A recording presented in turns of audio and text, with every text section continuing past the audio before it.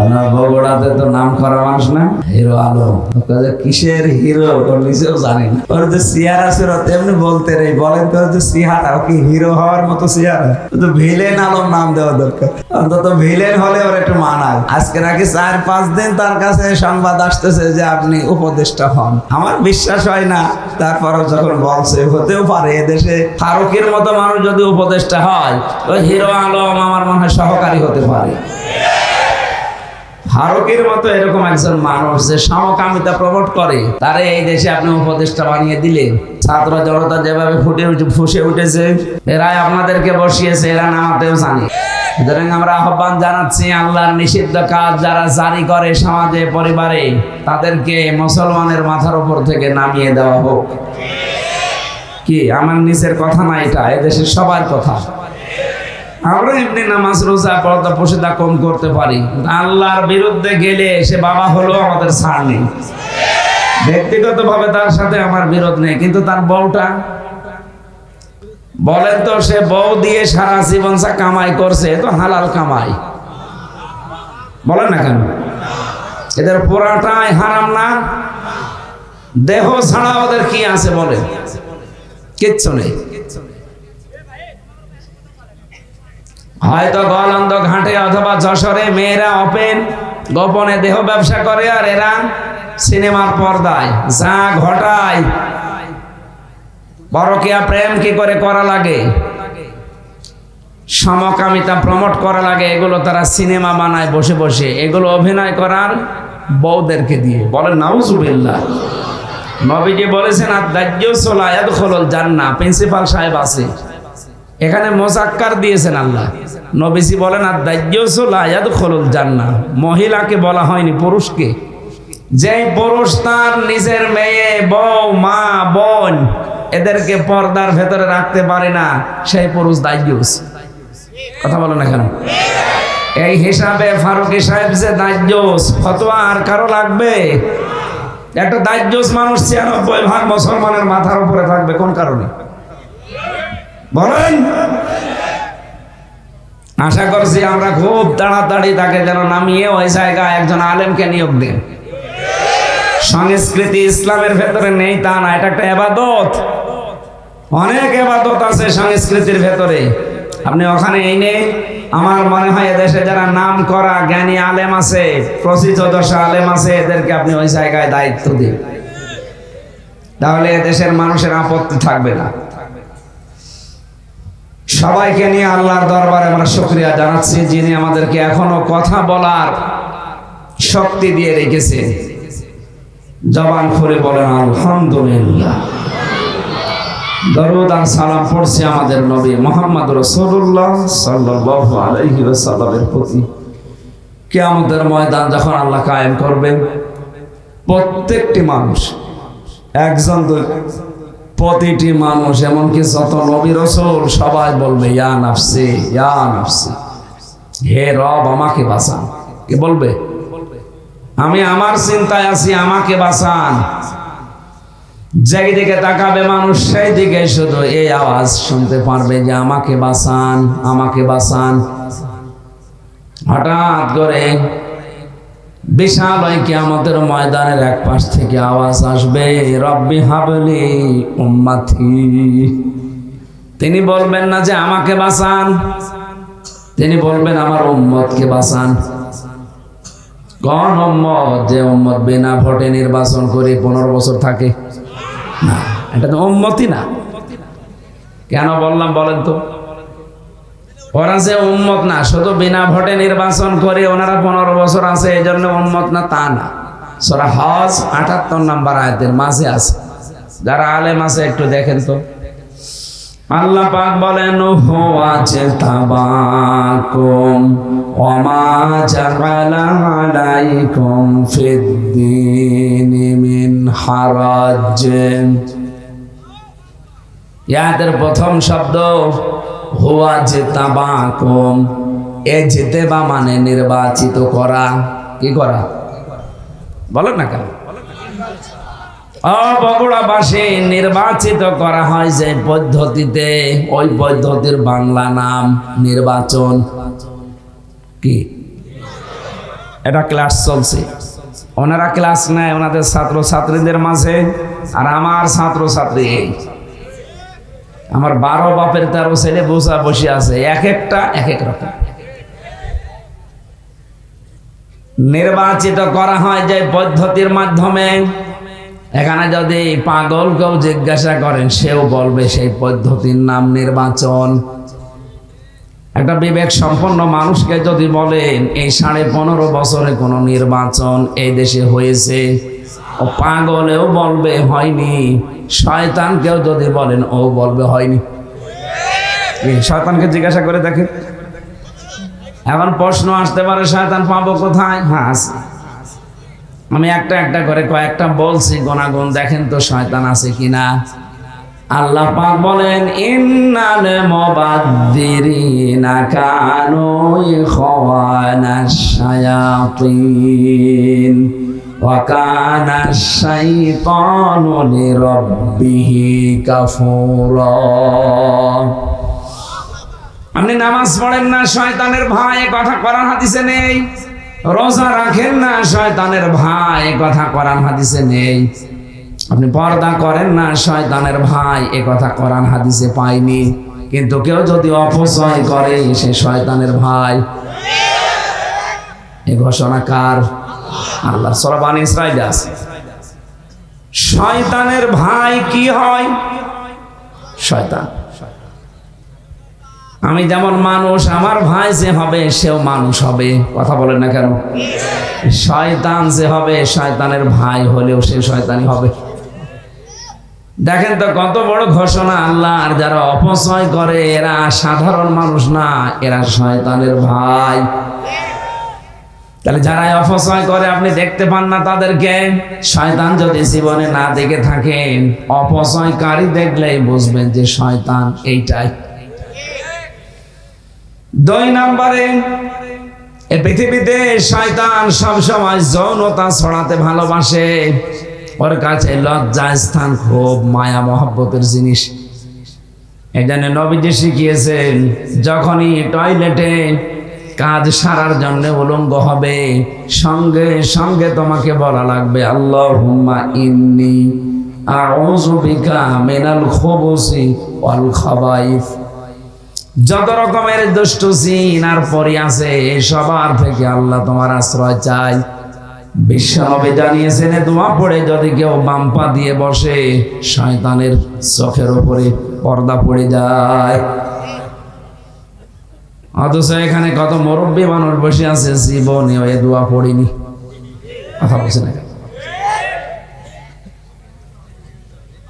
বের হওয়ার সময় আপনি যখন বলেন গফরানাক, হে আল্লাহ আমি ক্ষমা চাচ্ছি, কারণ এটা 8-10 মিনিট 15 মিনিট আমি টয়লেটে বসেছিলাম, আমি তোমার কাছে ক্ষমা চাইতে পারিনি, দয়া করে মেহেরবানি করে তুমি আমারে ক্ষমা করে দাও। আলহামদুলিল্লাহিল্লাযী আযহাবা আন্নিল আযা ওয়া আফানি। তোমার প্রশংসা আদায় করছি, কারণ আমার পেটের ভেতর থেকে গন্ধ এবং কষ্টদায়ক জিনিস তুমি বের করে আমাকে শান্তি, স্বস্তি, নিরাপত্তা দিলে।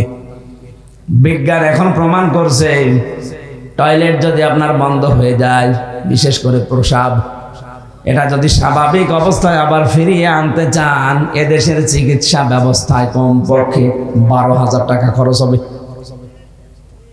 শুধু পেশাব বন্ধ হয়ে গেলে যদি একবার আপনাকে পেশাব করিয়ে স্বাভাবিক করা লাগে, কারণ এটা যতক্ষণ জমা থাকবে আপনার কিডনি নষ্ট হয়ে যাবে। কথা বুঝতেছেন? এটা একবার বের করতে যদি 12,000 টাকা লাগে, এখানে কত মানুষ আমরা আছি কমপক্ষে 24 ঘন্টার ভেতরে 4-5 বার করে পেশাবখানায় যায়। এই কথা বলছেন কেন? কিছুই যদি আপনার না করে আল্লাহ, 5 বারে পেশাব করতে 5 বার 60,000 টাকা আপনার পেছনে খরচ। এই যে সূর্যটা দেখতে পান, 30,000 কোটি ফারেনহাইট বিদ্যুৎ খরচ হচ্ছে 1 সেকেন্ড জ্বালাতে।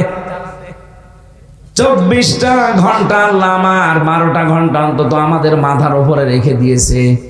এক সেকেন্ডে যদি 30,000 কোটি ফারেনহাইট বিদ্যুৎ খরচ হয়, কোনদিন জিবরাইল এসে বিলের কাগজ নিয়ে বলে না যে ভাই এই টাকাটা দিন, বলিস আমাদের যে মেজাজ, আমার মনে হয় কোনো বাড়িতে যদি জিবরাইল যে বলতো এই যে বিলের কাগজ, যে কাপড় শুকিয়েছেন এই কাপড় শুকানোর বিল, আমার মনে হয় জিবরাইল আরশ পর্যন্ত যাওয়ার আগে মার্ডার হয়ে যাবে।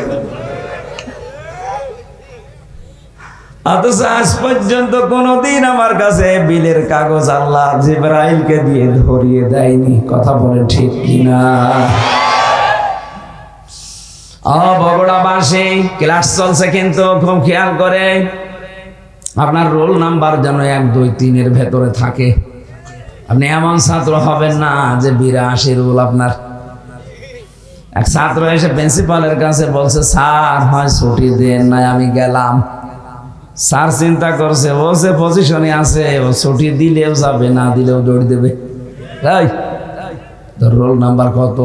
82। 82 রোল। ছেলে মেয়ে কয়টা ক্লাসে? 82টা। 82টা ছেলে মেয়ে, ওর রোল নাম্বার 82। ও খুব ভালো ছাত্র। বলেন বলেন, ওর জীবনের কোনো উদ্দেশ্য আছে? শুধু আসে আর পালিয়ে চলে যায়। আপনি ওই রকম ভাবে না, 1, 2, 3 মতো রোল নাম্বার যারা, তারা যেভাবে অ্যাক্টিভ ভাবে কান খাড়া করে বিষয়গুলো শোনে, ওগুলো শুনে হজম করার চেষ্টা চালান। এবার শয়তান আমরা অনেকেই মনে করি দেখতে পাই না যে মানুষগুলো যৌনতা ছড়াতে ভালোবাসে, আপনি বিশ্বাস করে নিতে পারেন ওইটাই শয়তান। ফিল্মে যারা কাজ করছে বলেন তো এ মানুষগুলো যৌনতা ছড়ানো ছাড়া কি আছে তাদের এই সিনেমাতে? আগেকার সিনেমাগুলো মানুষ দেখতো আর শিক্ষা নিত আর কান্নাকাটি করত, যে কোনো একটা বিষয় তারা তুলে ধরতো। আর এখন সিনেমা শুরু হয় যৌনতা দিয়ে, শেষ হয় দর্শন দিয়ে। যারা এই জগতের সাথে আছেন, আমার তো মনে হয় মাঝে মাঝে যে তারা তাদের মেয়ে ছেলে নাতি এদের কাছে কি হিসাবে বিবেচিত হয়। আপনি মানুষ, হ্যাঁ?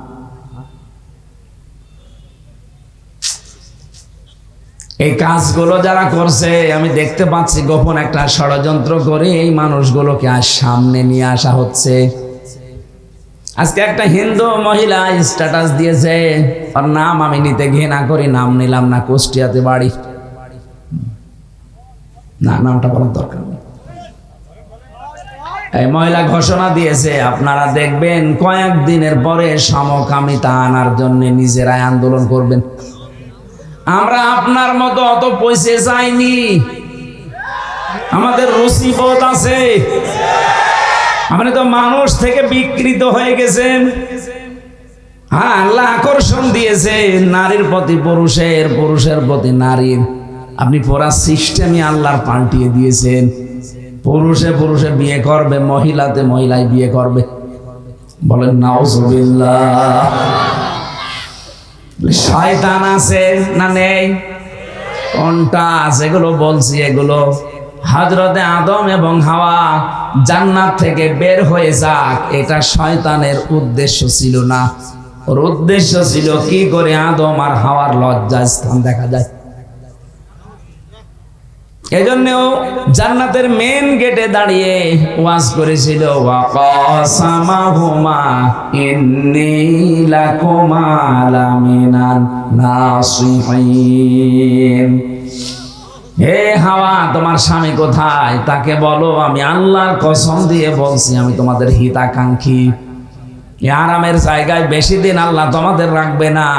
আমি গোপন ভিত্তিতে সংবাদ পেয়েছি, এখান থেকে তোমাদের আল্লাহ বের করে দেবে। হযরতে হাওয়া আলাইহিস সালাম জিজ্ঞাসা করেছিলেন কেন বের করে দেবেন? যে কেন জানি না, তবে আমি গোপনে শুনেছি আল্লাহ বেশি দিন রাখবে না। ওই যে গাছের কাছে যাওয়া নিষেধ কেন? এইটার কারণে। যদি ওই গাছের কাছে যেতে পারো আর যদি ফলটা খেতে পারো, আমি কথা দিচ্ছি তোমাদেরকে, ওনার ঘোষণা আল্লাহ গোপন ভাবে পরামর্শ করে জানিয়েছে, ইল্লা আন তাকুনা মালাকাইনি আও তাকুনা মিনাল খালিদিন। যদি এই গাছের কাছে যেতে পারো আর ফল খেতে পারো, তোমরা চিরস্থায়ী হয়ে যাবে এই আরামের জান্নাতে। আমি এখান থেকে কয়েকটা শিক্ষা পেয়েছি তাফসিরে হাক্কানিতে। আদম আলাইহিস সালাম বাড়িতে মানে জান্নাতের ওই জায়গায় ছিলেন না, তিনি বাইরে ছিলেন। হাওয়া আলাইহিস সালামকে পেয়ে যে ওয়াজ করছে তার নাম শয়তান। বলেন না কেন? তার মানে শয়তান ওয়াজ করে। শয়তানের ওয়াজের ধরন একটা, প্রথমেই ও কথা বলার আগেই কেঁদে ফেলে। এটা শয়তানের ওয়াজের ধরন। জান্নাতের মেন গেটে দাঁড়িয়ে হযরতে হাওয়াকে যে ওয়াজ করবে কথা বলার আগেই কেঁদে ফেলেছে। হাওয়া আলাইহিস সালাম বলেন, আপনি কাঁদেন কেন? কান্না বন্ধ করেন। কি করবেন করেন। বলছে, না কাঁদি আমার জন্য না, কাঁদি তোমাদের জন্য।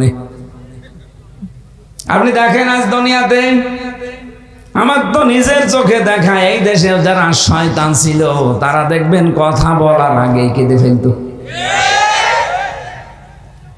আমি কি বেশি বললাম? আমার কেউ নেই বলে আগে কেঁদে ফেলে। তো কেউ নেই, আমরা করবো কি? আমরা কি তোমার বাপকে এনে দিতে পারবো? তোমার ভাইকে এনে দিতে পারবো? তোমার কেউ নেই বলে যে কান্নাকাটি শুরু করো, এ অভ্যাস তো শয়তানের। তুমি কি শয়তান নাকি? তার মানে শয়তানের জাল তার ভেতরে আছে। এই জন্য কথা বলার আগে যারা কেঁদে ফেলে, বুঝবেন এটা তার অভিনয়। আমার এই জীবনে দেখা ওনার একটা শুধু অভিনয় ছিল না। আগস্টের 5 তারিখের আগে যেই দিন চলে যাবে ওই দিন আর অভিনয় না, ওই দিন সত্যি কেঁদেছে। ওই দিন শুধু কেঁদেছে, বাকি জীবনটাই অভিনয়। কি মুখে যেটা বলতো ওইটা করতো না, যেটা বলতো না ওইটা করতো। সরঞ্জিৎ বাবু এজন্য বলেছিলেন, বাঘে ধরলে ছাড়ে, উনি ধরলে ছাড়ে না। যে আমার জীবনে আমি নিজে পরীক্ষিত। আমারে যদি কোনো সলিমদ্দি ধরতো, সব বেশি হলেও 3 দিনের পর আমি বের হয়ে চলে আসতাম। ধৈর্য ছিল তো উনি। কারণ মামলাটা 33 বারের উপরে উঠেছে আদালতে। বলে না, হবে না, পারমিশন লাগবে। লাল কালি দিয়ে উনি নিজে সই করে বলেছে হবে না। যেদিন উনি বলবে সেই দিন হবে।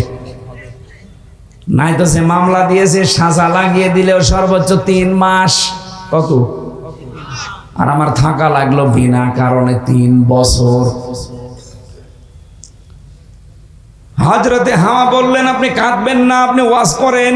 কি ওয়াজ করতে চান? হাওয়া আলাইহিস সালামের এই যে কথা বলার পরেও দুর্বলতা খুঁজে পেয়েছে, এই তো আমার কথায় কাজ হবে। ডাক দিয়ে বলেছে, দেখো গোপন ভিত্তিতে সংবাদ পেলাম এই আরামের জায়গায় নাকি তোমাদের রাখা হবে না। মেয়েদের জন্মগত একটা অভ্যাস আছে, ওরা যদি কোনো জায়গায় একবার শান্তি পেয়ে যায়, জীবন চলে গেলে ওই জায়গা ছাড়তে চায় না। হ্যাঁ, এটা অভ্যাস। ওরা যদি পরকীয়া প্রেমে একবার শান্তি পায়, 2-3টা বাচ্চা ফেলে তুই আল্লাহর রাস্তায় চলে যাবে, কিছু মনেই করবে না। আপনি দেখেন না মাঝে মাঝে ওরা যেই কাজে একবার শান্তি পেয়ে যায়, জীবন চলে গেলেও মান সম্মান, কিসের মান সম্মান, ও গুল্লায় যাক, ও যাবেই। এই জন্য একবার যদি মেয়েরা কোনো চেয়ারে বসে শান্তি পায়, আপনি কি হবে কি না হবে ওসব ভাবার চিন্তা তাদের নেই। শয়তানের প্রথম টার্গেট ছিল পুরুষ না মহিলা। কেন? যত তাফসির আমি নিজে পড়েছি, মুফাসসিরিন ইকরাম লিখেছেন, শয়তানের চাইতেও চক্রান্তের আকারে মহিলারা এগিয়ে, এরা ভয়ঙ্কর চক্রান্তকারী। এটা আমি বানালাম না, সূরা ইউসুফের ভেতরে আছে 28 নম্বর আয়াত, ইন্না কাইদাকুন্না আযীম। আমি আলেমদেরকে বলছি, এখানে আল্লাহ এক বচন দেয়নি, ইন্না কাইদা কুন্না বহু বচন। কি স্যার বহু বচন না? কেন? জুলাইখা তো ওখানে একা। আয়াত জুলাইখার নামে নাজিল হচ্ছে। আল্লাহ কেন মাত্র শুধু জুলাইখার নামটা উচ্চারণ করলেন না? আর যদি নাও করবেন তো 1 বছর দেবেন, বহু বছর দিলেন কেন? দিয়েছেন এই কারণে কিয়ামত পর্যন্ত পুরুষের ক্ষতিকারক জিনিস যারা, তাদের ভেতরে মহিলা 1 নাম্বার, আর এদের ষড়যন্ত্র বড় ভয়ঙ্কর। এই যে আসিম শব্দ আল্লাহ ব্যবহার করলেন, ইন্না কায়দাকুন্না আযীম। আল্লাহ বলেন এদের চক্রান্ত শুধু একটা না, যুগে যুগে বহু জুলাইখার উত্তরাধিকারী উত্তরসূরি আসবে দুনিয়ায়। ইউসুফের মতো চরিত্রবান মানুষদেরকে তারা আসেন আর অপবাদ পর্যন্ত দেবে। দেয়নি? সংসদে দাঁড়িয়ে পর্যন্ত মাওলানা মামুনুল হকের বিরুদ্ধে, যিনি পালিয়েছে, উনি এই কথা বলেছিল। এই জেনার তহমত দেয়নি, এই কথা বলছে। এই লোকটার সাথে আমি 3 বছর ঘরে ছিলাম, ফাঁসির ওই কন্ডেম ছেলে। এ মানুষটার যে ইখলাস, তার যে ইবাদত, তার যে চরিত্র যেন নষ্ট না হয়, এজন্য 3টা বিয়ে করেছি সে। অনেকে মনে করে 3-4টে বিয়ে করলে তার চরিত্র খারাপ। আরে শয়তান, তার চরিত্র ভালো রাখার জন্য তো বিয়ে করিস। তোর চরিত্র খারাপ এই জন্যই তো তুই হোটেলে যাস। হ্যাঁ, কথা বলেন না কেন? চরিত্র খারাপ এই জন্যই তো তুই রাত কাটাস বাইরে বাইরে। এই বগুড়াতে যত আবাসিক হোটেল আছে, আমি গ্যারান্টি দিচ্ছি, ঢাকার কথা বাদ, এটা বিভাগীয় শহরও না, আছে তো রংপুর, রাজশাহী, এটা একটা জেলা। এই জেলায় যত নাম করা হোটেল আছে, আপনি যান, দেখবেন অনেক জেনা ব্যভিচার অলরেডি চলছে। উনি ওখানে গেলে ওনার চরিত্র ভালো হয়। আর শাইখুল হাদিস, ইবনে শাইখুল হাদিস, এই লোকটা নিজের বউ নিয়ে বেড়াতে গেছে, বলে জেনা করতে গেছে। এই চক্রান্তটা মহিলাদের, কাদের? মেয়েদের চক্রান্তে যদি কেউ ফেসে যায় একবার, তার জীবন যৌবন শেষ। এই যে আমি তার প্রমাণ। আমার এমন ভাবে ফাঁসিয়ে দিয়েছে, জীবনে ওই জঙ্গি না আমি শুনি নাই। বগুড়াবাসী, আমি যেটা বোঝাতে চেয়েছিলাম, হযরতে আদম আলাইহিস সালাম যখন আসলেন, ডাক দিয়ে চিন্তা ভাবনা তার মনের ভেতরে, ব্রেনের ভেতরে ঢুকিয়ে দিয়েছে শয়তান। এই আরামের জায়গায় যদি থাকতে চাও, তাহলে ওই গন্ধম গাছের ফল খাও স্বামীকে করে। যখনই এসেছিল বারবার পেছনে ঘরে কি করে বললাম, ফল খাওয়া লাগবে। আল্লাহর নিষেধ। কেন নিষেধ তুমি জানো না? আমাদের একজন হিতাকাঙ্ক্ষী আছে এখানে, সে কসম দিয়ে আমাকে বলে গেছে, এটা সূরা আরাফের ভেতরে আছে, অকসামাহুমা ইন্নী লাকুমা লামিনান নাসিহিন। সে কসম দিয়ে বলে গেছে, আল্লাহর নামে কসম, যে আমরা যদি ওখানে যেতে পারি আর ওই ফল খেতে পারি, হয় আমরা এখানে চিরস্থায়ী হয়ে যাব, আমাদেরকে আর কোনো শক্তি বের করে দিতে পারবে না। বলেন নাউজুবিল্লাহ। আদম আলাইহিস সালামকে সঙ্গে নিয়ে যেভাবে হোক ফল খেয়েছে, 2টা প্রতিক্রিয়া। 1 নম্বরে প্রথম তার পোশাক খুলে পড়ে গেছে, 2 নম্বরে তার টয়লেটের প্রয়োজন দেখা দিয়েছে। যখনই পোশাক গলে পড়ে গেছে, ওই যে শয়তান গেটে দাঁড়িয়েছিল, প্রশ্ন আসতে পারে জান্নাতের গেট কি উন্মুক্ত? হ্যাঁ, এটা আমি জেলখানায় গিয়ে তাই আয়াতের তাফসীর বুঝেছি। কোরআনে কারিমে যেখানে আল্লাহ জাহান্নামের কথা দিয়েছেন, হাত্তা ইযা জাউহা ফুতিহাত আবওয়াবুহা ওয়াকাল ইলা আখির আয়াত। আল্লাহ পাক যখন বলেন যে জাহান্নামী মানুষদেরকে যখন জাহান্নামের গেটের সামনে নেওয়া হবে, এরপরে জাহান্নামের দরজা খুলে যাবে, ভেতরে প্রবেশ করিয়া আবার জাহান্নামের দরজা বন্ধ করে দেওয়া হবে।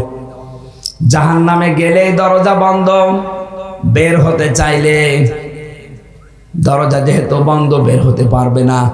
আর জান্নাতের কথা যত জায়গায় পেয়েছি, দরজা বন্ধ এ কথা আমি পাইনি। আমি দুনিয়ার জেলখানার সাথে মিলিয়ে দেখেছি। শয়তান কিন্তু ওখান থেকে দেখার পরে তাকিয়েছে আর খিলখিল করে হাসতেছে, কারণ শয়তান যৌনতা দেখলে বেশি ভালো লাগে, ওর আনন্দ লাগে। বলেন নাউজুবিল্লাহ। আমি এ কথা বলার জন্য এ পর্যন্ত এসেছিলাম। আর যারা নিজেদের যৌনাঙ্গগুলো উন্মুক্ত করে মানুষকে দেখাতে চান, এই মানুষগুলোর অন্তরের ভেতরে দুইটা জিনিস তৈরি হয়। যারা বৈধ জিনিস বাদ দিয়ে অবৈধ জিনিসের প্রতি চোখের নজর আর অন্তরের যে চোখ আছে, ফাইন্নাহা লা তা'মাল আবসার ওয়ালাকিন তা'মাল কুলুবুল্লাতী ফিস সুদূর। কলবের চোখ আছে, অন্তরের চক্ষু বলা হয় যেটা। চর্ম চোখ আর কলবের অন্তরের চোখ, এই দুইটা আমার আল্লাহ নষ্ট করে দেয় যারা বৈধ জিনিস বাদ দিয়ে বেশি বেশি অবৈধ জিনিস দেখে। আজ অনেক মানুষ আছে দেখবেন, নিজের স্ত্রী ভালো লাগে না, নিজের স্ত্রীর কাছে সময়ও দিতে চায় না, বাইরে উল্টা পাল্টা উলট পালট জিনিস দেখে, মোবাইল কম্পিউটার ল্যাপটপ টেলিভিশনে উলট পালট জিনিস দেখে ওর অন্তরের চক্ষু নষ্ট হয়ে গেছে, চর্ম চোখও খারাপ হয়ে গেছে। তখন আরে বৈধ জিনিস ভালো লাগে না। একটু গড়িয়ে দেন এদিকে, একটু হালকা দেন দেন, একটু দেন, থাক, একটু ঠান্ডা হয়ে যাক, প্রেশার বেড়ে যাচ্ছে।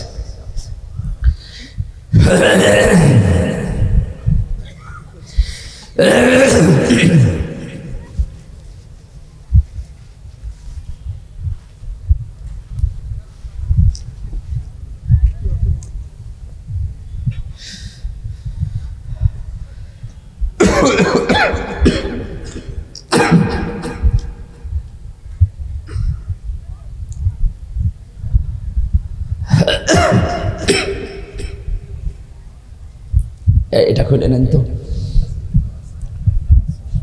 নেন নেন নেন, খোলেন, এখানে রাখেন। পাতলা জামা গায়ে দেওয়ার দরকার ছিল, ভেতরে ঘাই নিয়ে একেবারে, না না, তা খালি গলা বসে যাবে।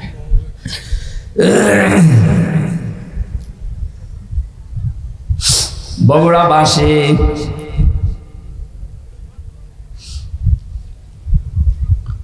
সূরা নূরের 30 নম্বর আয়াত আমার মনে হয় আল্লাহ দুইটা ঔষধ দিয়ে নাজিল করেছেন। যাদের নিজের স্ত্রী ভালো লাগে না, যাদের নিজের স্বামী ভালো লাগে না, পরপুরুষের প্রতি, পর নারীর প্রতি আকর্ষণ বেশি, নাকি বগুড়া এগুলো নেই?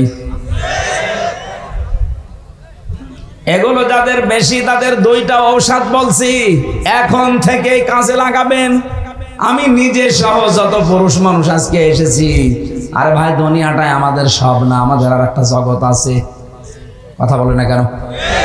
হিন্দুদের মতো তো বিশ্বাস আমরা করি না যে আর একবার জন্ম নেব না, একবারই শেষ।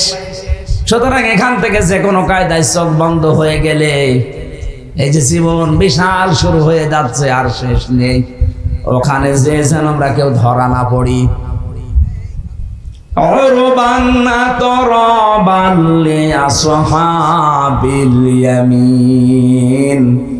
আল্লাহ পাক এমন এমন সুন্দর জিনিস আমাদের জন্য রেখে দিয়েছেন, ওইটা পাওয়ার আকাঙ্ক্ষায়, আশঙ্কায়, ওইটা পাওয়ার জন্য আমরা আগ্রহ পেশ করার জন্য বলছি।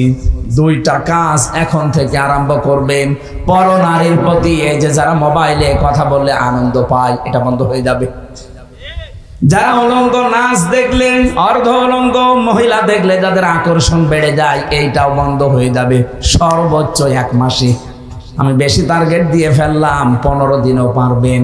আজকে থেকে এখনই আমল করেন, দেখেন পরিবার একটা আলাদা শান্তি পাবেন। কোন সূরা বললাম?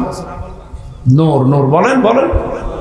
30 নম্বর আয়াত, 18 নম্বর পারা, 12 নম্বর পৃষ্ঠা, 7 নম্বর লাইনে আছে, قل للمؤمنين يغضوا من أبصارهم ويحفظوا فروجهم ذلك أزكى لهم إن الله خبير بما يصنعون। বলেন আল্লাহু আকবার।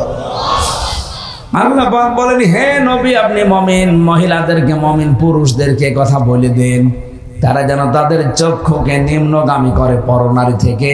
2 নম্বরে তাদের লজ্জা স্থান থেকে তারা যেন হেফাজত করে রাখে, সংরক্ষণ করে, এটাকে যেন বাঁচিয়ে রাখে। যালিকা আযকা লাহুম, এইটাই তাদের জন্য পবিত্রতার বড় মাধ্যম। কে বলছে? বলেন বলেন। যাদের নিজের স্ত্রীর প্রতি আকর্ষণ লাগে না, ভালো লাগে না, অনেক পুরুষকে আমি এই কথা বলতে শুনি, বিয়ের 2-3 বছর 5 বছর পার হওয়ার পরে বলে এক জিনিস আর কত কি করব। ওই মহিলা যদি বলে আমি এক জিনিস আর কত কি করব, সংসার টিকবে? এই জন্যই তো পর্দার বিধান। আজকে থেকে বড় নারী কে মোবাইলে হোক আর সামনাসামনি হোক, 14 জন মহিলা বাদ দিয়ে যাদের সাথে দেখা হবে সঙ্গে সঙ্গে আল্লাহর দিকে তাকিয়ে চক্ষু নিম্নগামী করা লাগবে। কি পারা যাবে না? 2 নম্বরে লজ্জা স্থান, যেটা যেখানে সেখানে যাওয়া যাবে না। সিদ্ধান্ত নিয়ে যদি আজকে চলতে পারেন, আলাদা নূর একটা অন্তরে আল্লাহ দিয়ে দেবে। তখন নিজের স্ত্রীর প্রতি ভালোবাসা চাহিদা দেখবেন বেড়ে যাচ্ছে দিনের পরে দিন। সর্বোচ্চ 15 দিন করেন, পরকীয়া প্রেম আপনার বন্ধ হতে বাধ্য। আপনার চাইতে সুযোগ আমার জীবনে অনেক বেশি। কি আপনি তো বগুড়ার বাইরে, গাবদলের বাইরে জীবনে যাননি। আর আমার সারা বাংলাদেশের 630টা থানায় আমি গেছি, বিদেশের বহুগুলো দেশ আমি ঘুরলাম, কত কিছু আমার আয়ত্তে আছে। আমি যদি শুধু হাতের ইশারা দেই 5টা চলে আসবে, তারপর আমার শরীর চলে না। এই আয়াতটা যেই দিন আমি বুঝেছি, বৈধ জিনিসের প্রতি যত বেশি ঝোঁক দিতে চান, তত বেশি হারাম জিনিসের প্রতি আপনি চোখ ফিরিয়ে রাখবেন। মন চাবে না তা না, মন চাবে। আপনি একটু চেষ্টা করে দেখেন, আল্লাহ আপনাকে দিয়ে করাবে। আজকে থেকে সিদ্ধান্ত নেবেন, নিজের বউ বাদ দিয়ে আর 14 জন মহিলা বাদ দিয়ে। কয়জন? যাদেরকে বিয়ে করা জায়েজ নেই, ওদেরকে দেখা জায়েজ আছে, কিন্তু মুখমণ্ডল, হাতের কবজি আর পায়ের পাতা বাদ দিয়ে পুরা শরীর তাদেরও ঢেকে রাখা লাগবে। কোন যুবতী মেয়েকে নিয়ে বাবা এক ঘরে থাকতে পারবে না। কথা বলছে না কেন? হযরতে আবু বকরের মেয়ে হযরতে আয়েশা সিদ্দিকা, নবীজির স্ত্রী, 2 জন মা বাবার মেয়ে বসে বসে কথা বলছিল। নবীজি আসলেন কোথা থেকে, দেখলেন 2 বাবার মেয়ে কথা বলছে। 2 জন যখন আলাদা হয়ে গেল, ডাক দিয়ে বললেন, আয়েশা, তোমরা যখন 2 জনে পারিবারিক জিনিস নিয়ে কথা বলছিলে, হঠাৎ দেখলাম শয়তান তোমাদের 2 জনের মাঝখানে কুমন্ত্রণা দেওয়ার জন্য বসে আছে। আপনি চিন্তা করতে পারেন, জান্নাতের একজন সাহাবী হযরতে আবু বকর, তার মেয়ে নবীজির স্ত্রী, আল্লাহ যার চরিত্রের গ্যারান্টি দিয়ে কোরআনে কারিমে সূরা নূরের ভেতরে আয়াত নাযিল করেছেন, তাও 1টা 2টা না। এরকম মানের একজন মহিলা তার বাবার কাছে বসে আছে। বাবা আমাদের মতো বাবা না, জান্নাতি বাবা।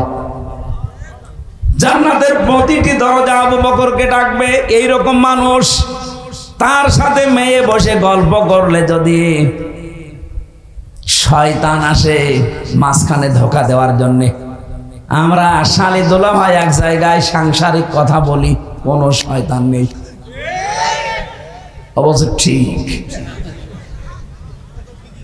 ও তো নিজেই শয়তান, শয়তান আর আশা লাগবে?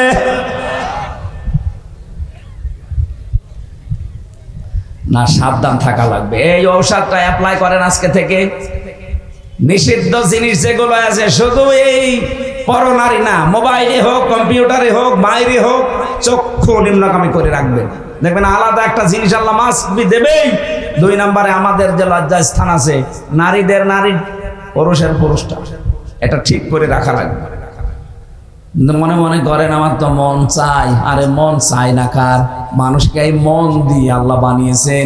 এই মনটা কন্ট্রোল করতে যে পারে সেই পরীক্ষায় পাশ করে। আর আপনিও যদি ডোনাল্ড ট্রাম্পের মতো বাবা শাহজালাল সব হালাল, তাহলে আপনাকে জান্নাতে দেবে আল্লাহ কোন কারণে? কথা বলে না কেন? একজন খ্রিস্টান গোমেজ, মিস্টার গোমেজের জীবনী পড়ছিলাম, উনি আফসোস করে লিখেছে, মুসলমানেরা তোমাদের কোরআন কি দুনিয়ায় একটা? মুসলমানেরা জবাব দিচ্ছে, কি বলেন আপনি? তাম দুনিয়ায় 257টা রাষ্ট্র আছে, যেখানে মুসলমান আছে সেখানে কোরআন আছে। কথা বলে না কেন? সবার কোরআন এক। মিস্টার গোমেজ খ্রিস্টান, উনি বলছে দেখেন আমি উপন্যাস পড়ার নাম করে কোরআনে কারিমের একটা তাফসীর পড়েছি, পড়াটা আমি শেষ করেছি।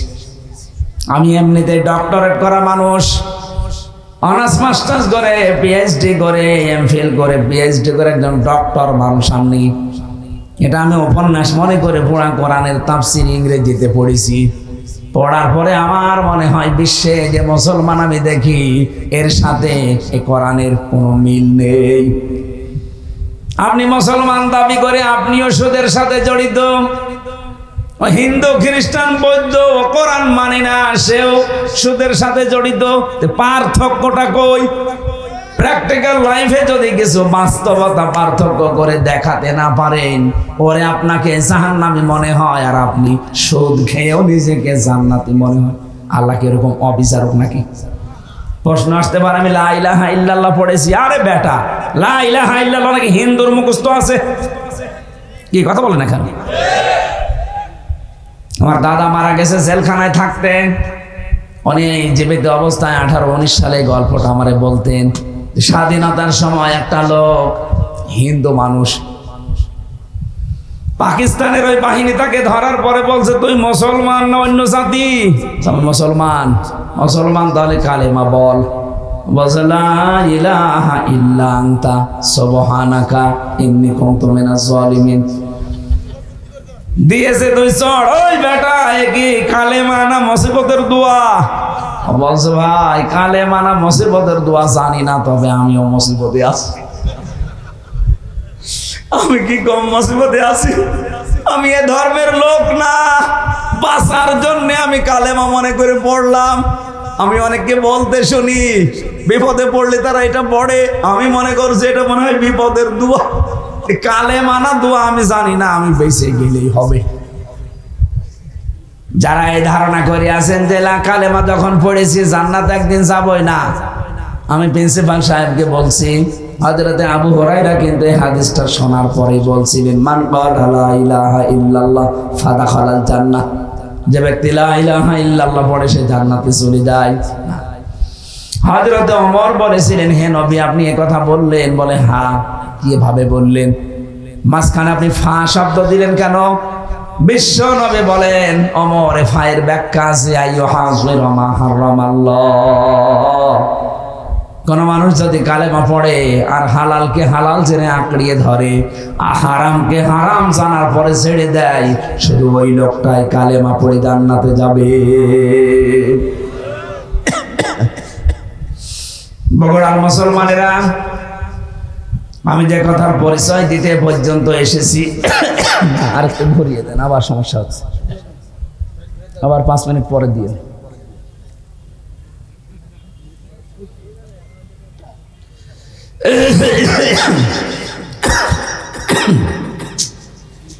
না, এভাবে হবে না।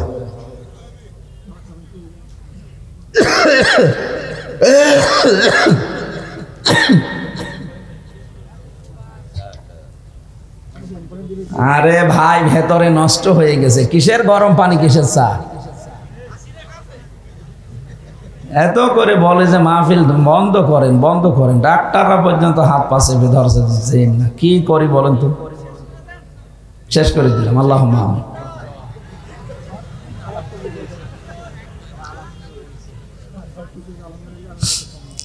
সম্মানিত ভাইরা, আমি শয়তানের পরিচয় দিতে পর্যন্ত এসেছিলাম। শয়তান সব সময় যৌনতা ছড়াতে ভালোবাসে। যৌনতা যারা ছড়ায় বেশি, অপচয় যারা করে বেশি, এই মানুষগুলো পোকার আনতে শয়তান। কথা বলে না কেন? আল্লাহ এদের থেকে যেন আমাদের হেফাজত করে, বলেন আমিন। বিশ্বনবী মুহাম্মদুর রাসূলুল্লাহ একটা মাত্র আওয়াজ তিনি দেবেন ওই উম্মতের জন্য, যে উম্মত হওয়ার জন্য তারা চেষ্টা চালিয়েছে। নবীজি বলেন আমার উম্মত তো ওইটা, আমি দুনিয়া থেকে বিদায় নেওয়ার পরে আমার রেখে আসা ইসলাম যারা পুঙ্খানুপুঙ্খানুভাবে পালন করেছে, বেদাত প্রবেশ করায় নাই। বাংলাদেশের দিকে তাকিয়ে আমাদের আফসোস হয়, কিয়ামতের দিন নবী যখনই আত্মচিৎকার করবে তখন আমরা দাঁড়াতে পারবো না। কোন মুখে দাঁড়াবেন? কারণ তার রেখে যাওয়া ইসলাম আজ আমরা টুকরা টুকরা করে ফেলেছি। কথা বলেন ঠিক কিনা? আমি 51টা দলের পরিচয় পেলাম বাংলাদেশে, অথচ কোরআন এক, হাদিস এক, নবীজি এক, কাবা শরীফ এক। আমাদের যদি 53 দল শুধু নিজের ছোটখাটো মতবাদ নিয়ে ভাগ ভাগ হয়ে যাওয়া লাগে, তাহলে জেনারেল যারা আছে ওদের তো 151টা দল থাকা দরকার। আপনি খোঁজ করে দেখেন, 51টা আমি পেলাম আজকে। অবশ্যই দুনিয়ার কোন স্বার্থ সিদ্ধির জন্য, নাম কামানোর জন্য আপনি এই দলটা বানিয়েছেন, না তো কোন কারণে বানালেন বলেন? আহলে হাদিসের ভেতরে 17টা দল, ইসলামপন্থী যারা খেলাফত আন্দোলন, খেলাফত মজলিস মিলে প্রায় 7টা দল। সুন্নিয়াতের দাবি যারা করে, যারা বলে আমরা আশিকে রাসূল, এদের 27টা দল।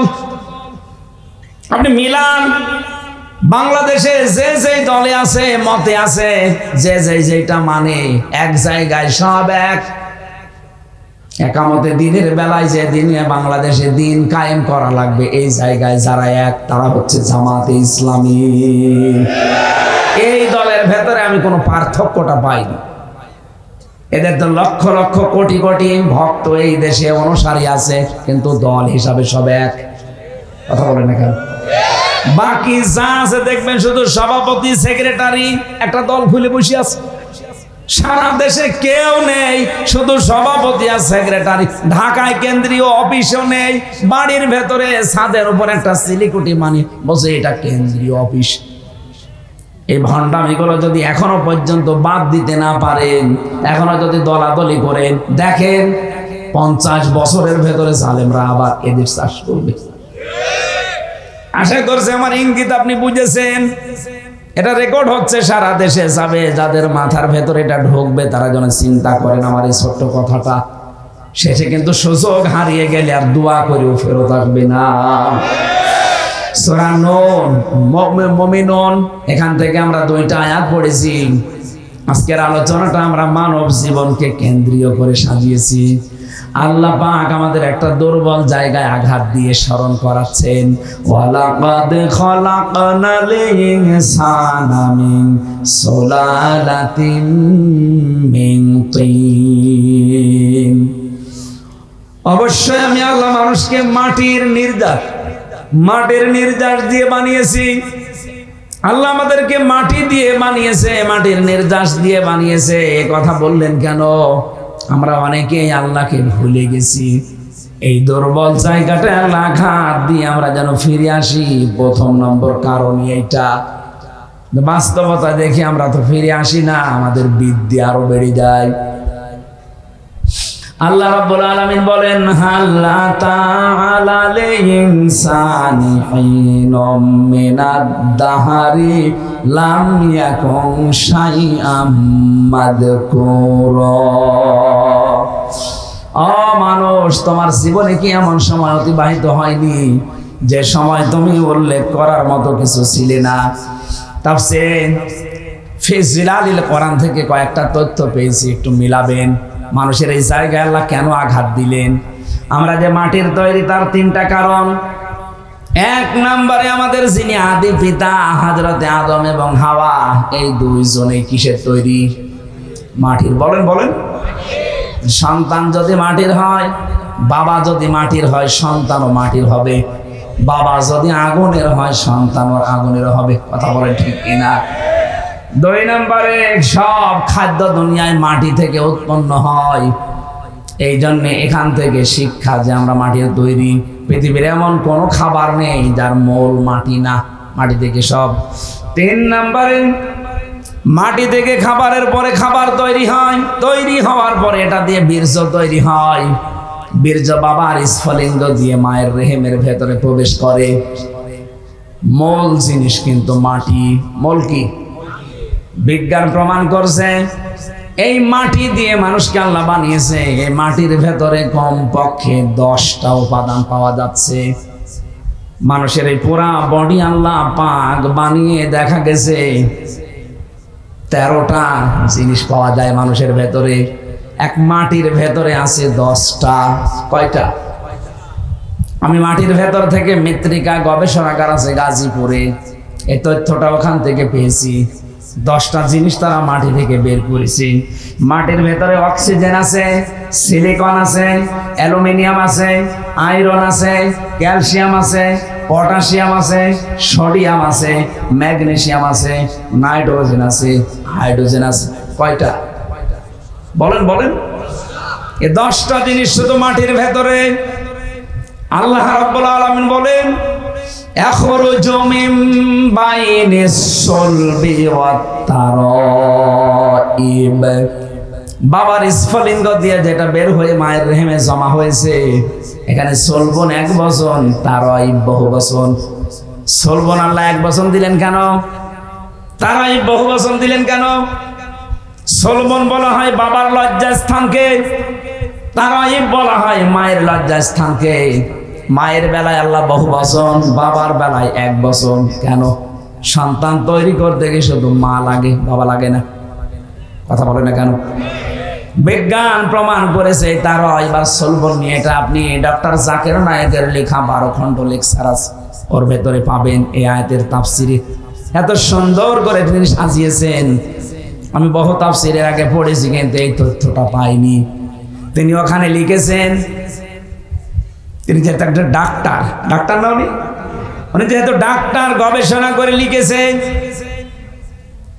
বাবা এই পৃথিবীতে সন্তানের জন্য যে পরিমাণ কষ্ট সহ্য করে জন্ম দিতে গিয়ে, মা কম পক্ষে বাবার চাইতে 3 গুণ কষ্ট বেশি সহ্য করে।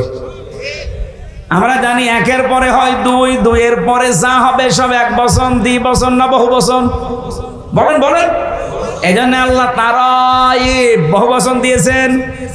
বাবার বেলায় 1 বছর দিলেন এই কারণে, বাবা তো শুধু বিছানায় থাকা শেষ, বাকি মা পেটে বহন করার জন্য 10 মাস 10 দিন কষ্ট সহ্য করেছে। শুধু এতটুকুই না, কমপক্ষে ডেলিভারির যে কষ্টটা, বিজ্ঞান এখন জানিয়েছে এই পুরুষ মানুষ আমরা যারা দুনিয়ায় যত শক্তিশালী পুরুষ হোক, 45 ইউনিট কষ্ট সহ্য করতে পারে। কত? 45 ইউনিটের বেশি কষ্ট একজনকে দিলে সে হয় হার্ট অ্যাটাক করবে, না মারা যাবে। কিন্তু একটা মা দুনিয়ার সন্তানের মুখ দেখাতে গিয়ে বিজ্ঞান এখন দেখতে পায় কষ্টটা মাপার জন্য একটা যন্ত্র আছে। মায়ের কষ্ট কমপক্ষে হয় 57 ইউনিট। 45 ডিগ্রি দিলে যেখানে আমরা মারা যাব, সেখানে মা আমার মুখ দেখতে 57 ইউনিট কষ্ট সহ্য করে কয়েক বালতি রক্ত শরীর থেকে ঝরিয়ে মা আমার কাঁটা ছটফট মুরগির মতো করে, তারপরও আমরা মুখ দেখতে চাই। নবীজি জানিয়েছেন, এত কষ্ট দুঃখের পরে বাচ্চাটা যখনই মায়ের সামনে তুলে ধরা হয়, বাচ্চার মুখ একবার দেখার সঙ্গে সঙ্গে পেছনে যত কষ্ট ছিল সব আল্লাহ ভুলিয়ে দেয়। এই কষ্ট যদি মায়ের মনে রাখার মতো হতো, জীবনে কোনো মানুষ একটা সন্তান নেওয়ার পরে আর কোনোদিন স্বামীর সাথে মিলামিশা করতো না।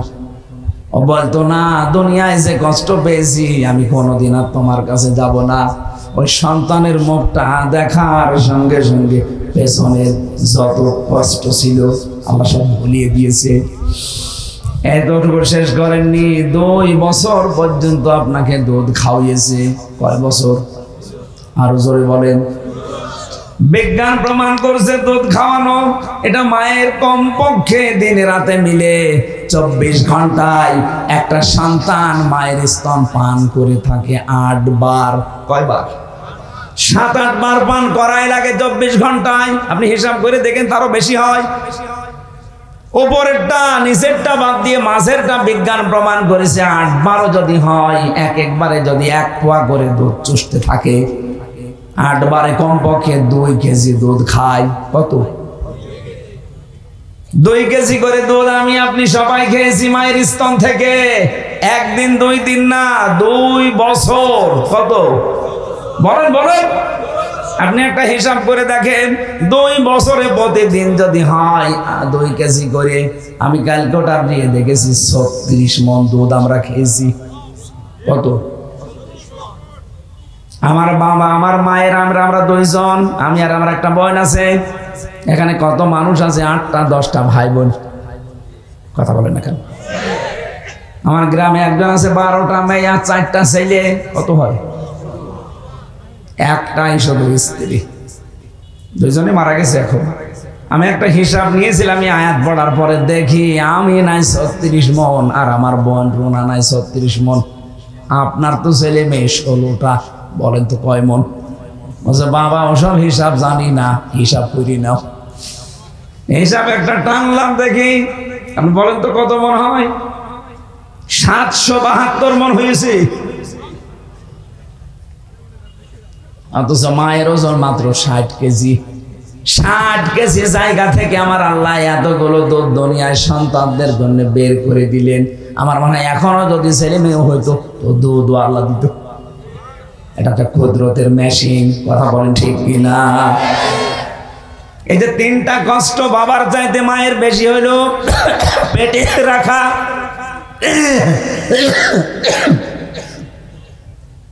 শুধু পেটে রাখা না, ডেলিভারির কষ্ট সহ্য করা, আর দুনিয়ার মুখ দেখানোর পরে 2 বছর দুধ খাওয়ানো। নবীজি জানিয়েছেন পৃথিবীর মানুষেরা তোমাদের কাছে বাবার তুলনায় মায়ের গুণ আমি 3 গুণ বৃদ্ধি করে দিয়েছি তার ঈদের জন্য। জোরে বলেন সুবহানাল্লাহ।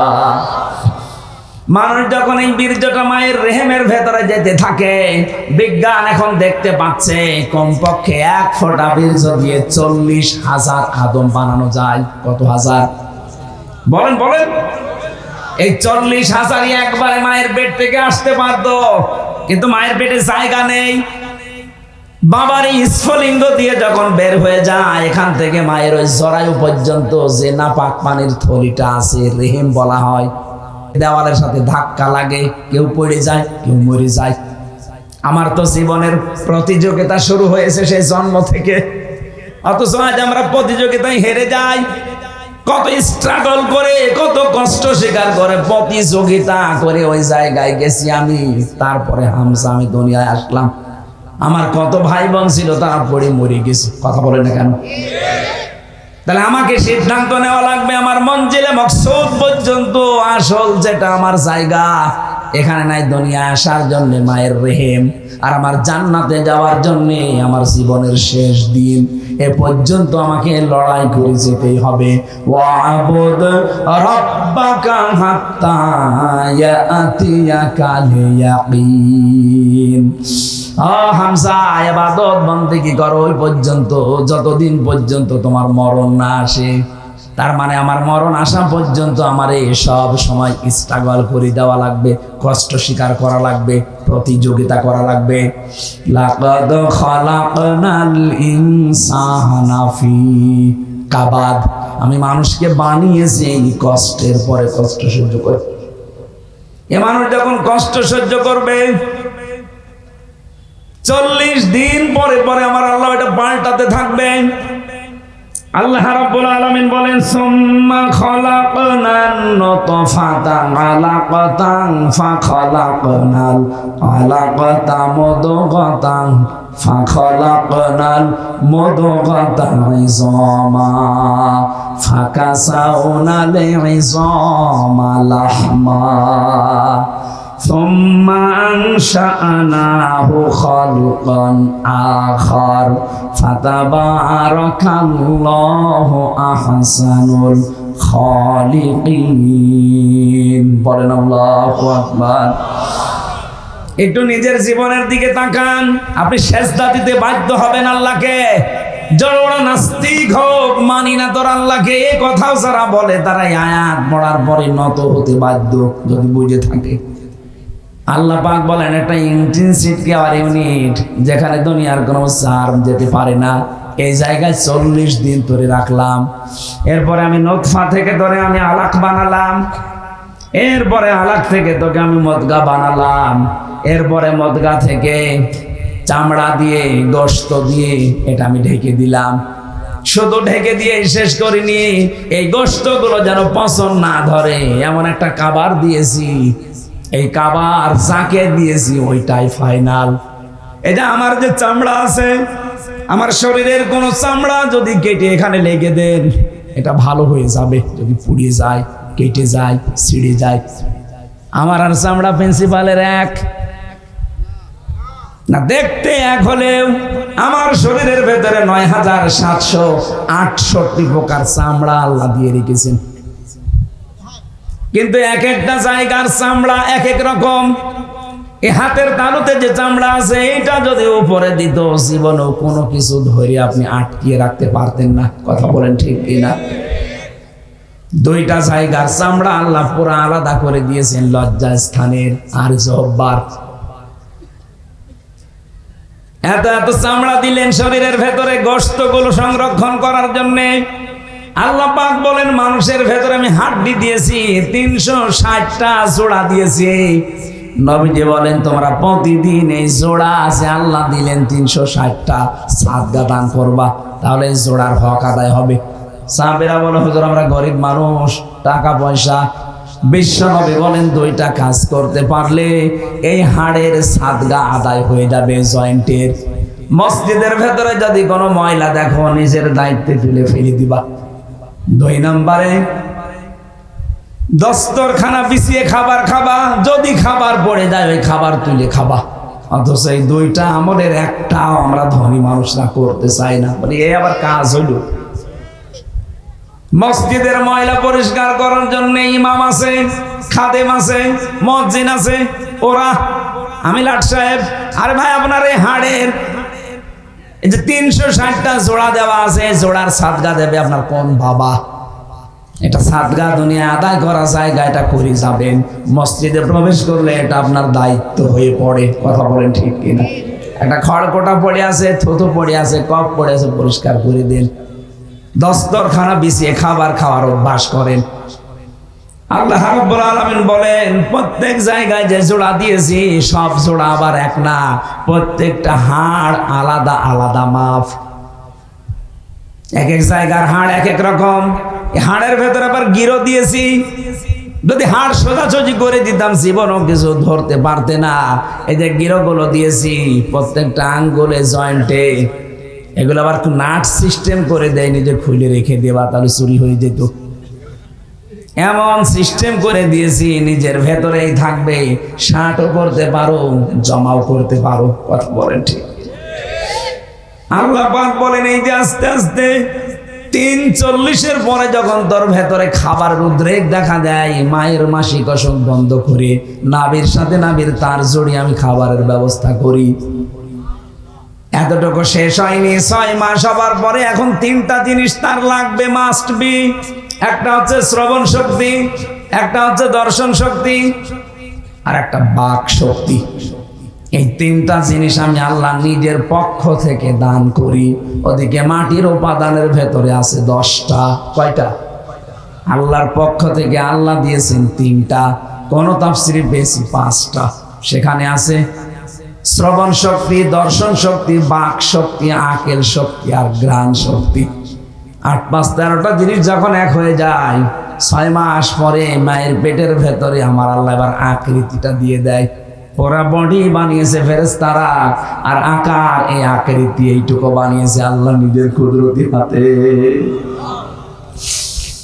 এটা বানানোর পরে আল্লাহ বলেন, আমার সিদ্ধান্ত মতো এটা ছেলে হবে না মেয়ে হবে। يخلق ما يشاء يهب لمن يشاء إناثا ويهب لمن يشاء الذكور এটা ছেলে না মেয়ে সিদ্ধান্ত যখন আমি দেই আল্লাযী ইউসাউবিরুকুম ফিল আরহামি কাইফা ইয়াশা মায়ের রেহেমের ভেতরে তোমাদের আকৃতি আমি আল্লাহ নিজের মন মতো করে বানিয়েছি। এটা বানানো কমপ্লিট হওয়ার পর ফেরেশতারা বলতে থাকে আল্লাহ এটা বের করার দায়িত্ব। আল্লাহ বলেন আমার আল্লাহু আখরাজাকুম মিন বুতুনি উম্মাহাতিকুম আস্তে করে বাচ্চার আকারে তোকে আমি ওই ছোট্ট জায়গা দিয়ে বের করে নিয়ে আসবো। এই দায়িত্ব কার? আরো জোরে বলেন। কিন্তু এখন আমরা অধিকাংশ শ্বশুর আর শাশুড়ি জামাইয়ের ওপরে চাপ দিয়ে দায়িত্ব দিয়ে দিয়েছি ডাক্তারকে। কথা বলেন না কেন? শ্বশুর শাশুড়ি যারা আছেন একটু শক্ত হতে পারেন না? আপনার জাদুর কষ্ট হবে এই বলে যদি আপনি তাকে জামাইকে চাপ দিয়ে সিজার করান, আপনি জানেন তার কি ক্ষতি করে দিলেন। প্রথমে যে সিজার করেছে, নরমালে বাচ্চা হওয়ার চেষ্টা না করে আন্দাজে যারা সিজার করে, সিজার তো ওই সময় হবে যখন পেন উঠবে, নরমালে হচ্ছে না, ডাক্তারদের বোর্ড বসবে, বোর্ডে সিদ্ধান্ত হবে, এরপরে সিজার। আমার মনে হয় প্রথম সন্তান যাদের হবে এ সময় সিজার না করে খুব বেশি বেশি নরমালে চেষ্টা করবেন, একেবারে না হলে মেডিকেল বোর্ড বসাবেন, ডাক্তারদের বোর্ড বসে সিদ্ধান্ত নেওয়ার পরে সর্বশেষ। হ্যাঁ, মরে গেলে যাক। প্রশ্ন আসতে পারে, মেয়ে তো আপনার না। আরে ভাই, মেয়েকে আপনি সারা জীবন রাখবেন। ওই যে সন্তান হতে যে যদি মারা যায় তো শাহাদতের মরণ পাবে, শহীদ হয়ে উঠবে কিয়ামতে এই সন্তানটার কারণে। আর আপনি যা করে দিলেন সারা জীবনের জন্য আপনার জামাইয়ের কাছে ও সংসারের অযোগ্য হয়ে যাচ্ছে। আমি গোপন কথা বললাম না। যত মানুষ যেখানে বসে আছে স্টেজের দিকে তাকান, এদের একটার মাকেও তো সিজার করা লাগে নাই। এরা কি আসে নাই দুনিয়ায়? এরাকে আকাশ থেকে পড়িস। এরাও তো মানুষ, আমরাও তো মানুষ। আমরা যদি আসতে পারি মায়ের পেট থেকে, তো ওরা পারবে না কোন কারণে। অধিকাংশ গুলো পারে না। আমি যা দেখি শ্বশুর শাশুড়ির কারণে। ওরা বলে না, আমার জাদুর কষ্ট হবে। তো জাদুর কষ্ট হবে, ওই কাজ করে দিলে সারা জীবন যে সংসারের অযোগ্য হয়ে পড়বে। তখন জামাইয়ের কথা শুনতে শুনতে বাকিটা আর বললাম না। একটা বলে না, আর একটা বিয়ে করতে যাবে, আমার মেয়ে রেখে আর একটা বিয়ে করবে মানে তার মেয়ে তো তুই নষ্ট করে ফেলেছিস। আল্লাহ রাব্বুল আলামিন বলেন, একটা আলাদা আকৃতি তোমাকে দেওয়ার পর এই দুনিয়াতে আমি নিয়ে আসলাম। কত উত্তম সৃষ্টিকারী আমি আল্লাহ, তুমি লক্ষ্য করেছো? কেন এই বিশাল জায়গা দিয়ে দুনিয়ার ময়দানে বিশালত্ব একটা বিশাল পৃথিবীতে তোমারে রাখলাম কেন জানো? আমি চাই দুনিয়ায় কিছুদিন ঘোরাফেরা করার মাধ্যমে একটা পরীক্ষা দিয়ে আসো। আল্লাযী খালাকাল মাউতা ওয়াল হায়াতা লিয়াবলুয়াকুম আইয়ুকুম আহসানু আমালা। আমি চাই তোমরা একটা পরীক্ষা দিয়ে আমার কাছে আসো, ভালো কাজ কে করতে পারো। সুম্মা ইন্নাকুম বা'দা যালিকা লামাইয়িতুন। এরপরে আমি তোমাদেরকে মওত দেব। কি দেব? এইটাই দুনিয়ার ফাইনাল খেলা, মরতেই হবে। ও বগুড়াবাসী, আল্লাহ এই জন্য আয়াত শুরু করেছেন আল্লাযী খালাকাল মাউতা দিয়ে, যে মওত বানিয়েছে আগে, এরপরে ওয়ালা হায়াতা, হায়াত বানিয়েছে। আমি সবাই আয়াত থেকে শিক্ষা নিতে চাই। মরাই যখন লাগবে, দুনিয়ায় যে যাই করি না কেন, করছি না কেন, আমার যে আসল টার্গেট জান্নাত, মরা যেহেতু লাগবেই লাগবে, আগে ওই টার্গেটটা ফুলফিল করি। কথা বলেন ঠিক কিনা? এই কথাটা শেষ। এখানে যত মানুষ বসে আছি, 100 বছর পরে এখানে আর কেউ থাকবো? বলেন বলেন। যত মানুষ এখানে আছি, যদি ওর 1 বছর বয়স হয়, 100 বছর পরে আমরা সবাই মাটির নিচে। এখানে এরকম মানুষই থাকবে, কিন্তু সব নতুন মানুষ। কথা বলে দেখান। আর এখনো দুনিয়ায় আসেনি, আসবে। 100 বছর পরে বগুড়া থাকবে, এই জমিনটা থাকবে, গাবতলী থাকবে, কর্ণীপুর থাকবে, কিন্তু এখানে আমরা একজনও থাকবো না, নতুন মানুষ জমা হবে। 200 বছর পরে যদি আপনি এই বগুড়ায়, এই গাবতলী, কর্ণীপুরে এই যে 2 তলা বাড়ি দেখছি, এই বাড়িতে কেউ যদি এসে 200 বছর পরে বলে এই বাড়িটা আমার ছিল, ঝাঁটা পিটা করবে আপনাদের। এই দুনিয়া। আল্লাহ বলেন, সুম্মা ইন্নাকুম বা'দা যালিকা লামাইয়িতুন সুম্মা ইন্নাকুম ইয়াউমাল কিয়ামাতি তুবআসুন। এরপরে আবার তোকে আমার সামনে হাজির করব, আমার সামনে 5টা প্রশ্ন তোকে জিজ্ঞাসা করব। ওই 5টা প্রশ্নের সঠিক জবাব দিতে হলে দুনিয়ায় তোকে 3টা কাজে আনন্দ পাওয়া লাগবে। 1 নম্বরে কেউ যদি ইমানের স্বাদ পেতে চায়, সে যেন তার রবকে রব পেয়ে খুশি থাকে। দুই নম্বরে সে যেন ইসলামকে জীবন ব্যবস্থা পেয়ে খুশি থাকে। তিন নম্বরে সে যেন মোহাম্মদ রাসূলুল্লাহ বাদ দিয়ে অন্য কাউকে আদর্শ না মানে। ফেরাউনের কথাটা আমরা সবাই জানি, ও যখন মারা যায় ওই সময় কিন্তু বলেছে আন্নাহু লা ইলাহা ইল্লাল্লাযী আমানাত বিহি বানু ইসরাঈল। হে আল্লাহ, আমি তোমাকে বিশ্বাস করি। কেমন করে? বনি ইসরাঈলরা যেভাবে তোমারে বিশ্বাস করে ঈমান আনে, আমি ওই রকম বিশ্বাস করি। ওয়ানা মিনাল মুসলিমিন, আমি তো মুসলমান। এরপরও তোমার ফেরেশতারা আমারে পানিতে চোবাই আবার উপরে তোলে। আল্লাহ বলেছিলেন আল আন, এখন। আমি আয়াতের তাফসিরে দুইটা শিক্ষা পেয়েছি, এই খুব খেয়াল করবেন। ফেরাউন কেন পোলা কালেমা পড়তে পারলো না? ও কিন্তু আল্লাহর একাত্মবাদের ঘোষণা দিয়েছিল। কি কথা বলেন না কেন? ও বলে নাই লা ইলাহা ইল্লা আনতা, এ পর্যন্ত বলেছিল যে আমি ঈমান আনলাম। আমানাত বিহি বানু ইসরাঈল, বনি ইসরাঈলরা যার উপরে ঈমান এনেছে, বিশ্বাস করেছে তার উপরে। কিন্তু ওকে আল্লাহ ঈমান নসিব করাননি একটাই কারণ, তো আল্লাহকে স্বীকার করেছে। কিন্তু ওই জামানার যিনি প্রেরিত পুরুষ হযরত মুসা নবী, তিনি নবী আবার রাসূল। কথা বলে না কেন? তিনি বড় কিতাব পাননি, তাওরাত। এজন্য তিনি একদিকে নবী আর একদিকে। ফেরাউন আল্লাহর একাত্মবাদের ঘোষণা দিয়েছে কিন্তু রেসালাতের ঘোষণা দেয়নি। ও যদি বলতে মুসা কালিমুল্লাহ, আল্লাহরে মাফ করে দিত। কিন্তু আল্লাহর একাত্মবাদের ঘোষণা দিয়েছে, রেসালাতের ঘোষণা দেয়নি। এজন্য ঈমান নসিব হয়নি। আজ বাংলাদেশে এই বগুড়াতে বহু মানুষ এখানেও বসে আছে, বলে আমি আল্লাহকে মানি। কি করে? নামাজ পড়ি, রোজা রাখি, দান করি, জিকির করি। এই বলেন তো, নামাজ পড়া, জিকির করা, দান করা, হজ করা, রোজা রাখা, এই হুকুমগুলো কার? আরো জোরে বলেন, বলেন। আপনি তো ফেরাউনের মতো আল্লাহকে মেনে নিলেন, কিন্তু এই জামানার প্রেরিত পুরুষ যিনি মুহাম্মদ রাসূলুল্লাহ, কথা বলেন না কেন? উনি এই জামানার জন্য প্রেরিত পুরুষ না? শুধু এই জামানা না, কিয়ামত পর্যন্ত। অথচ বহু মানুষ আমরা দেখি আল্লাহর হুকুম মানে, আল্লাহর স্বীকৃতি দেয়, কিন্তু জামানায় যিনি প্রেরিত পুরুষ তার কথা মানতে চায় না। তিনি যে 10 বছর রাষ্ট্রপতি ছিলেন সেটা বললেই বলে রাজনীতি। আমার মনে হয় যারা ফেরাউনের মতো আচরণ করছেন, আল্লাহর হুকুম মানেন কিন্তু প্রেরিত পুরুষ রাসূলুল্লাহ তার রিসালাত আপনি মানেন না, বিশ্বাসও করেন না, আপনার মরণ হবে ফেরাউনের মতো। আমার মনে হয় যার বোঝা আসে বুঝেছে। এরপরেও যদি কেউ না বোঝার ভান করে থাকেন, আমার আর কিছু করার নেই। আল্লাহ আমাদেরকে বোঝার তৌফিক দিন। মানব সৃষ্টির রহস্য সম্পর্কে আজকের আলোচনাটা আমি বই আকারে পেশ করছি। আমার গাড়িতে এই বই আছে, পুরাটা সাজানো আছে, ওটা নিয়ে লিখে শিক্ষিত মানুষরা নিয়ে যাবো। ফ্যান সরিয়ে দেন, আল্লাহুম্মা আমিন। লা ইলাহা ইল্লা আনতা সুবহানাকা ইন্নী কুনতু মিনাজ জালিমিন। রব্বুল আলামিন, গভীর রজনীতে তোমার শাহী দরবারে হাত তুলেছি, যতটুকুই শুনেছি আমাদের জীবন সম্পর্কে, আল্লাহ তোমাকে সিজদায় অবনত হওয়ার তৌফিক দাও। আজকের আলোচনার সওয়াবগুলো নবীজির রওজায় পৌঁছিয়ে দাও। আমি অসুস্থ, কথা বললেই বুকে ব্যথা করছে, কাশি চলে আসতেছে।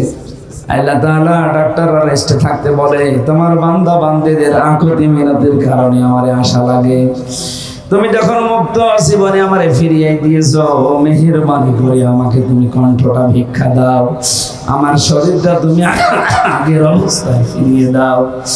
মাহফিলের সভাপতি, প্রধান অতিথি, বিশেষ অতিথি যারা আছে, এই মাহফিলটা যারা সাজিয়েছে, যে যুবকরা চেষ্টা চালিয়েছে, মা বোনেরা পর্দার আড়ালে বসে আছে, সবাইকে তুমি কোরআনের জন্য কবুল করে নাও। অসুস্থ শরীরের কারণে আজকে আমি শেষ করে দিলাম। আগামীতে বগুড়ায় যেখানে অনুষ্ঠান আছে, আমার শরীর সুস্থ করে সেখানে নিয়ে যেও আল্লাহ। এলাকায় মাটির নিচে যারা কবরে আছে, আল্লাহ কবরগুলো জান্নাত বানিয়ে দাও। আগামীতে কোরআনের এই অনুষ্ঠানটা বিশাল আকারে মঞ্জুর করে নাও। কখন কার কাছে মরণ আসে জানি না, আজরাইল আসলে যেন বলতে পারি লা ইলাহা ইল্লাল্লাহু মুহাম্মাদুর রাসূলুল্লাহ।